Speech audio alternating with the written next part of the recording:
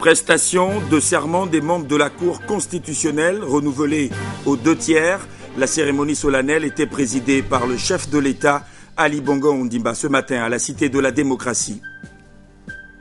L'avancement des travaux de la zone économique spéciale de Nkok, la presse nationale et internationale au cœur des chantiers du gouvernement de la République, une initiative du département communication de la primature. Madame, Messieurs, bonsoir. Merci à vous de nous rejoindre sur Gabon Télévision et bienvenue à cette principale édition d'information. Je viens de vous le dire, prestation de serment des membres de la Cour constitutionnelle renouvelée aux 2/3 ce matin à la Cité de la Démocratie. Ils ont pris officiellement leurs fonctions à la faveur d'une cérémonie solennelle présidée par le chef de l'État, Ali Bongo Ondimba. Presse présidentielle, le compte-rendu, Lazoa Borner, Hervé Mangumba, Lambert Pori. Cérémonie d'une envergure constitutionnelle. Elle a vu la participation de plusieurs personnalités éprises de démocratie. Le corps diplomatique, les membres du gouvernement, les autres institutions de la République, puis quelques invités extérieurs. Au centre de la cérémonie, un homme, Ali Bongo Ondimba, le président de la République. Face à lui, les 9 membres de la Cour, 6 nouveaux venus et 3 anciens. Une exigence des dispositions nouvelles de la Constitution qui font obligation désormais à l'autorité de nomination, le président de la République, les présidents du Sénat et de l'Assemblée nationale, de laisser figurer dans les rangs de la Cour renouvelée quelques anciens. Faire entrer au moins 3 nouveaux. Dans le cas présent, l'autorité de nomination fait entrer 6 et renouvelle le mandat de 3 anciens. Marie-Madeleine Moroncho, Louise Anguet et Hervé Moutinga. C'est cela renouveler la Cour constitutionnelle aux 2/3. Pour la prestation de serment, le président de la République appelle le greffier en chef adjoint à la lecture des actes avant d'inviter les membres à accomplir l'acte constitutionnel. Monsieur le greffier en chef adjoint, veuillez procéder maintenant à l'appel nominal des impétrants, suivant l'ordre de nomination par chaque autorité compétente en vue de la prestation du serment. Les membres de la Cour sont les seuls, avec le président de la République, à prêter serment la main gauche sur la Constitution parce que garant de ce breviaire de la République. Des 6 entrants, 3 ont exercé en tant qu'assistants et collaborateurs extérieurs de la Cour. Leur entrée en tant que membre à part entière sonne comme une consécration. Pour les 3 autres, ce sont 2 juristes de formation et 1 médecin. Ces derniers ont beaucoup à apprendre avant d'asseoir leur expérience. Les 3 anciens ont la lourde mission de transmettre ou partager avec les nouveaux l'esprit de la Cour constitutionnelle.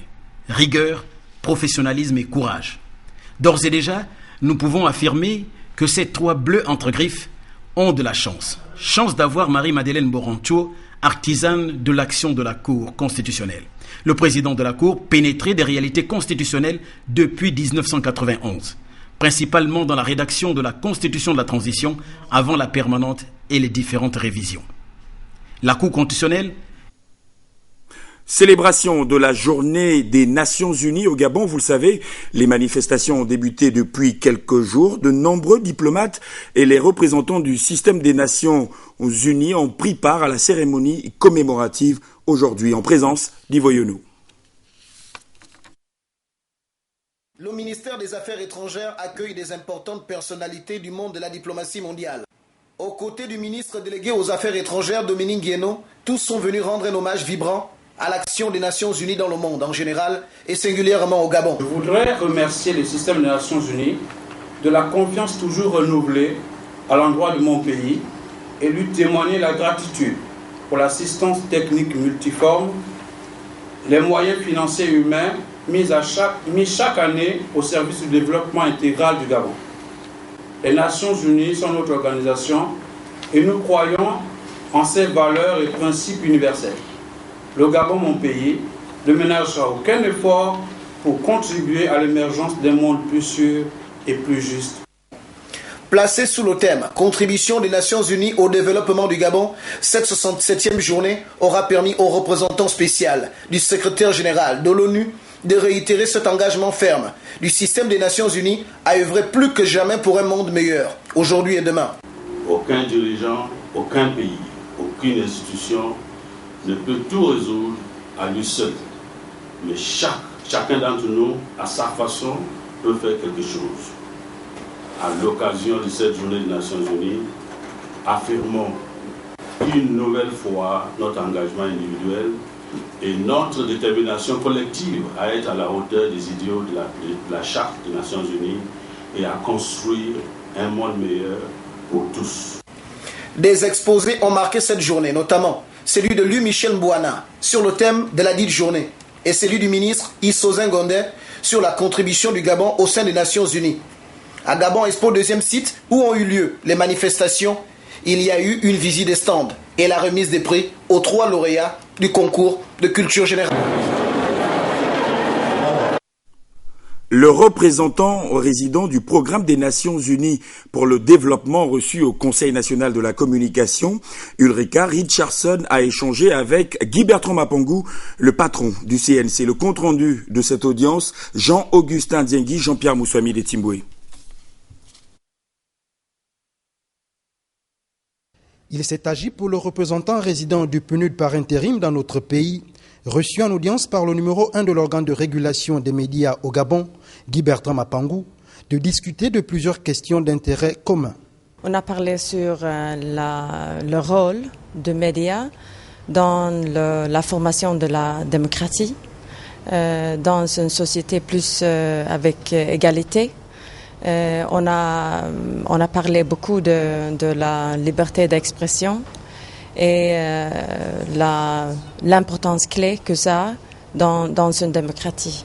On a aussi parlé sur les possibilités de coopérer plus entre les deux organisations.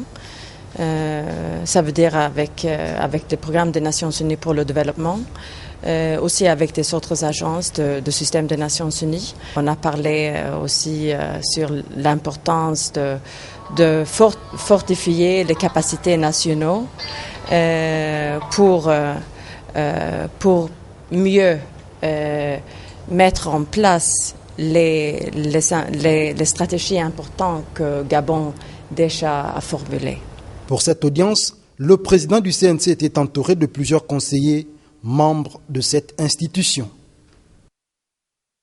Le Conseil national de la communication qui était en séance plénière hier, au cours de nos programmes ce soir, vous suivrez le communiqué final ayant sanctionné les travaux de cette plénière.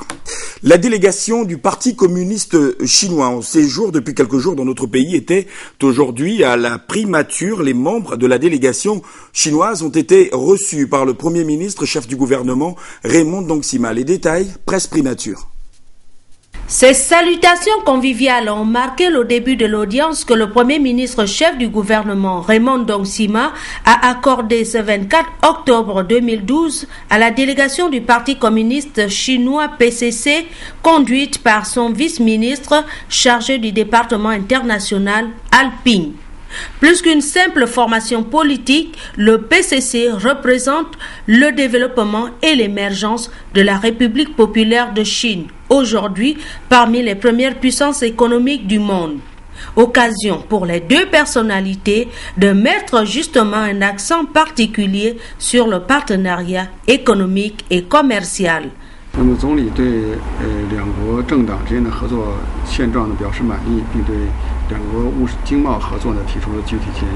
le Premier ministre a été plutôt mandaté par le chef d'État pour recevoir la délégation chinoise.